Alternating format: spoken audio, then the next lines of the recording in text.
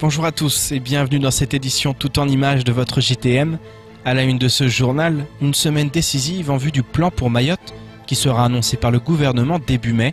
Jeudi, une délégation d'élus sera reçue à Paris. En attendant, hier, Nourdine Bakar, le grand cadi de Mayotte, a rassemblé les Fundis, les Tchèques, les notables et les cadis à la mosquée de vendredi à Tsingoni. L'occasion de revenir sur le mouvement de grève générale qui a dépassé les 2 mois. L'occasion également de se pencher sur l'évolution de Mayotte ces dernières années. L'île a en effet beaucoup changé, notamment en ce qui concerne la structure familiale et l'éducation des enfants. Pour l'instant, les choses ne sont pas allées dans le bon sens, tous les problèmes rencontrés aujourd'hui. Le point dans ce sujet, signé Abbas Alidi et Leslie Vimenet. La plus ancienne mosquée de France a accueilli hier de nombreuses figures religieuses, mais également des sages du département. L'occasion d'évoquer la situation à Mayotte et notamment la problématique de l'éducation des enfants. Moi, je vivais dans la cour de mes parents, où en tout cas nous jouions dans la cour avec mes frères et sœurs. Nous amusions devant en tout cas le regard de nos parents. Nous allions à la cuisine avec maman, nous allions au champ avec papa. Et quand on était à l'âge de construire son banga, on nous construisait dans la cour familiale. Ça veut dire que le cadrage était naturel dès la naissance jusqu'à l'adolescence. Et que l'arrivée des années 90, en tout cas de la construction des Kassim, qui a limité la surface, en tout cas des habitables, a fait que l'enfant n'avait plus de place dans cette conjoncture sociale, n'avait plus de place en tout cas dans cet espace familial. Des représentants du collectif de Mayotte et de l'intersyndicale étaient également présents hier à Tsingoni. En effet, la grève générale a occupé une large place dans les débats. Pour le secrétaire départemental de la CFDT, l'éducation est importante, même s'il faut régler en priorité le problème de l'insécurité. La question de l'éducation pourra se régler d'une manière générale quand tous les problèmes seront résolus en matière d'insécurité, par exemple. Pour Sharif Saïd Adinani, les problèmes d'insécurité découlent directement de l'éducation. Ce dernier souhaite donc qu'un travail soit réalisé conjointement avec l'État et les parents afin que l'éducation redevienne une priorité absolue. Aujourd'hui, nous arrivions en tout cas à convaincre les parents, à les accompagner, parce que ce ne sera plus naturel comme ça l'était avant depuis le tout petit, et à reprendre l'éducation de leurs enfants. Et puis je pense que, en tout cas, nous allons résoudre une bonne partie, en tout cas, des solutions de la problématique de Mayotte. Et ceci, c'est aussi l'objet de la réunion, c'est pour permettre que les sages lancent un message aussi bien à la population que à l'État, que si nous avons quelque chose de faire de mieux, c'est d'abord par commencer par l'éducation de nos enfants. Du côté de l'intersyndicale, si la question de l'éducation n'est pas galvaudée, aujourd'hui la population doit être sensibilisée au mouvement de grève générale afin que ce combat permette de poser les bases d'un redressement global de la société mahoraise. Ce qu'il faudra faire, c'est de maintenir le mouvement. Et nous allons partir sur le terrain pour pouvoir sensibiliser la population mahoraise de maintenir cette cadence jusqu'au jour où nous pourrons nous faire entendre. Aujourd'hui, je pense que les aînés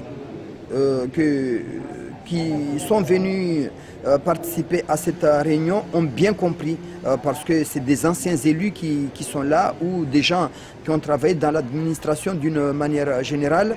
Alors je pense que ce qu'ils nous ont apporté comme conseil et également aujourd'hui pourra nous servir pour la suite du mouvement. Des conseils précieux prodigués par les anciens après 2 mois d'un conflit social sans précédent qui ne laisse personne indifférent. Grève toujours, mais du côté du barreau de Mayotte cette fois. Mercredi dernier, les avocats du barreau ont organisé une journée justice morte. Répondant à l'appel à mobilisation lancé au niveau national, ils ont boycotté toutes les audiences civiles et pénales. Ils dénoncent les chantiers de la justice qui, selon eux, modifient profondément l'économie de la justice pénale et civile les droits de la défense et l'organisation locale des juridictions. Ils craignent cette réforme par ordonnance qui tend selon eux à la création d'une justice privée. Grâce à cette mobilisation, les lignes semblent sur le point de bouger à la veille de l'examen de loi au Conseil des ministres. Écoutons Ahmed Idriss, le bâtonnier de Mayotte, au micro de Patrick Millon. Alors nous avons reçu des promesses qu'un certain nombre de nos revendications seraient ou auraient été prises en compte avant l'examen du projet de loi le 18, dans 2 jours, au Conseil des ministres, bien évidemment. Alors, mais quelles sont ces revendications et est-ce qu'elles ont ou est-ce qu'elles auront un impact sur le projet de loi en tant que tel? Alors, ces revendications, c'était quoi exactement? Alors, nous avons quand même quelques points de friction. La chancellerie a travaillé sur un projet de loi sans concertation avec les professionnels du droit, c'est-à-dire sans impliquer les magistrats, sans impliquer les avocats qui sont les acteurs, c'est eux qui sont confrontés aux difficultés, aux dysfonctionnements de la justice. La moindre des choses, c'était bien évidemment de leur demander quand même leur avis, ce qui n'a pas été le cas. Sécurité maintenant. De plus en plus nombreux sur le territoire, les policiers municipaux ont un rôle important à jouer dans la lutte contre la délinquance. À Mamoudzou, la municipalité souhaite professionnaliser ses policiers. À ce titre, une formation a eu lieu ce week-end afin que les agents municipaux soient formés au maniement du flashball. Une formation dispensée en collaboration avec le CNFPT et qui va mobiliser des formateurs venus de l'île Bourbon. Objectif pour les policiers municipaux de Mamoudzou, obtenir une autorisation de port d'armes de catégorie B.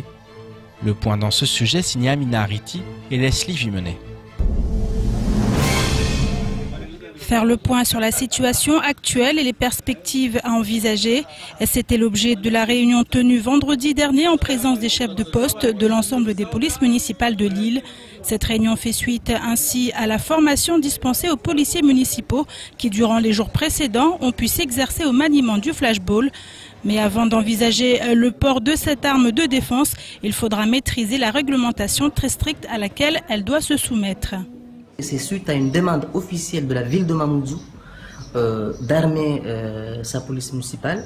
Et pour cela, il y a un cadre qu'il faut respecter, un cadre statutaire qui commence par la formation préalable à l'armement, qui se garnit en 2 séquences. Séquence 1, tout le cadre réglementaire qui porte sur l'armement, et séquence 2, la partie pratico-pratique où on a des moniteurs, des praticiens sur le terrain avec les agents de la ville de Mamoudzou.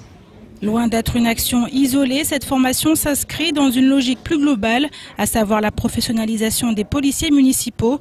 Ainsi, tout le long du processus, des formateurs feront les déplacements depuis la Réunion, avec pour objectif à terme des échanges mutuels. Et même si sur le terrain la réalité n'est pas la même dans les 2 départements, pour la référente Océan Indien, il est aujourd'hui primordial de mutualiser les moyens. En termes d'équipement, il y a peut-être un décalage, mais on sent une réelle volonté des chefs de poste mahorais pour faire avancer leurs équipes, pour avoir des projets plus ambitieux. Et donc là, au niveau de la délégation de la Réunion, du CNFPT de la Réunion, et aussi de Mayotte, ça va nous permettre de travailler vraiment ensemble pour faire avancer le professionnalisme des policiers municipaux. Et quant à savoir pourquoi le choix de la formation s'est porté sur le flashball, il faut se tourner vers le maire de Mamoudzou qui en est l'instigateur. En effet, partant du constat que les policiers municipaux sont souvent en première ligne dans la lutte contre la délinquance, Majani Mohamed a souhaité mettre à leur disposition les moyens nécessaires, des moyens qui, suivant les situations, seront amenés à évoluer. Si jamais la société évolue dans la décennie qui arrive, dans les 10 ans, à partir de là, le cadre réglementaire du droit commun nous permettra d'évoluer en armement, toujours sous le couvert de Monsieur le maire. L'insécurité ayant été l'un des éléments déclencheurs du mouvement social qui secoue Mayotte depuis plusieurs semaines, les enjeux en matière de sécurité sont donc considérables. Mais au-delà de la maîtrise des moyens mis en œuvre, l'un des objectifs poursuivis reste bel et bien de créer, voire recréer, du lien entre les policiers et la population. C'est sûrement ce qui a poussé le maire de Mamoudzou à qualifier 2018 de l'année de la sécurité. Sécurité toujours avec cette baisse significative de la délinquance enregistrée ces dernières semaines dans le village de Kaweni, un chiffre qui semble coïncider avec la mise en place des collectifs antidélinquance qui regroupent plusieurs associations de citoyens. Sur le seul village de Kaweni, près de 300 agents de prévention bénévoles, reconnaissables par leur port de chasuble, sillonnent les rues jour et nuit. Le phénomène semble aujourd'hui avoir vocation à s'étendre avec la constitution de nouveaux collectifs dans d'autres villages de l'île, avec pour l'instant des résultats très encourageants.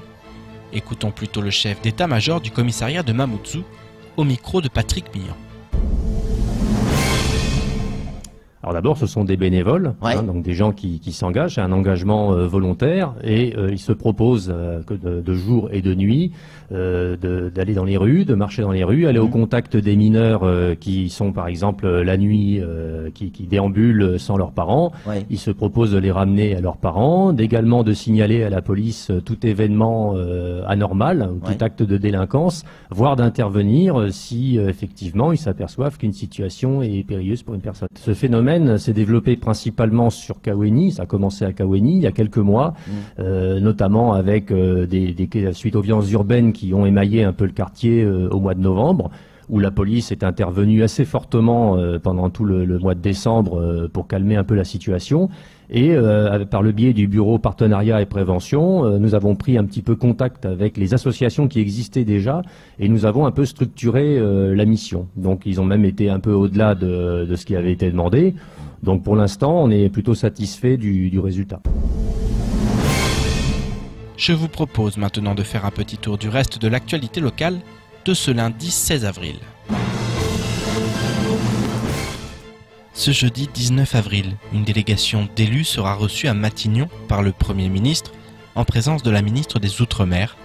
Avant cela, vendredi, une réunion a eu lieu à Tsingoni entre l'intersyndicale, le collectif et une partie des élus. Selon les leaders du mouvement de grève, le format de la représentation locale à Paris laisse à désirer. Ils écrivent ainsi, je cite, « Au-delà de la marginalisation des représentants du collectif et des syndicats locaux, la composition de cette délégation en dit long sur la suite de maires, de conseillers départementaux et les 4 parlementaires. Nous tenons en outre à préciser que les discussions n'ont pas permis volontairement d'aborder l'ensemble des 101 mesures de notre plateforme de revendication, dont bon nombre font déjà l'objet d'engagements non tenus ou d'études sans suite comme la piste longue. La population reste attentive et vigilante sur l'issue de ces échanges parisiens pour décider des suites à donner à la mobilisation en cours. Et si les grévistes sont loin d'être satisfaits, certains chantiers avancent bon train. Preuve s'il en est l'ex-ministre écologiste Dominique Voynet, ancienne anesthésiste réanimatrice, a été missionnée aux côtés du préfet de Guyane Marcel Renouf pour réfléchir à la coopération sanitaire en Guyane et à Mayotte. Lors de son déplacement en Guyane en octobre dernier, Emmanuel Macron s'était dit prêt à réfléchir à un statut international des lieux de naissance et des zones frontalières pour éviter un tourisme sanitaire qui conduit ensuite à des installations dans la durée. En ce qui concerne la question des reconduites à la frontière, qui cristallise toujours les tensions, les lignes semblent sur le point de bouger. Le 19 avril prochain, le ministre des Affaires étrangères comorien, Mohamed El Amin Souef, rencontrera son homologue français Jean-Yves Le Drian. En attendant vendredi dernier, une 50aine de ressortissants comoriens a été ramenée à Anjouan, avec l'accord du gouvernement. Il y a quelques jours, les sapeurs-pompiers de l'aéroport ont déposé un préavis de grève, prenant effet à compter du 30 avril prochain. Depuis 2 réunions entre les représentants syndicaux et la direction de l'aéroport ont eu lieu. Elles se sont avérées fructueuses, puisque selon un communiqué envoyé par les syndicats ce week-end, les primes PPA seront prises en charge pour paiement par la SEAM sans délai. Les premiers virements seront effectués immédiatement et seront effectifs dans les prochains jours sur les comptes des sapeurs-pompiers. Les heures supplémentaires seront également versées, comme les primes protection péril animalier. Un 21e agent va être recruté rapidement par les sapeurs-pompiers volontaires du SDIS de Mayotte. Enfin, la SEAM fait le nécessaire pour présenter une convention finie ou presque d'ici le 26 avril 2018. Malgré ces nombreuses avancées, le préavis de grève est maintenu jusqu'à ce que les virements soient effectifs sur les comptes. C'est ainsi que s'achève cette édition. Merci à vous de nous avoir suivis. Pour continuer à suivre l'actualité locale, rendez-vous sur notre site l'infoquesie.fr. Bonne soirée à tous et à demain dès 6h avec toute l'équipe de la matinale.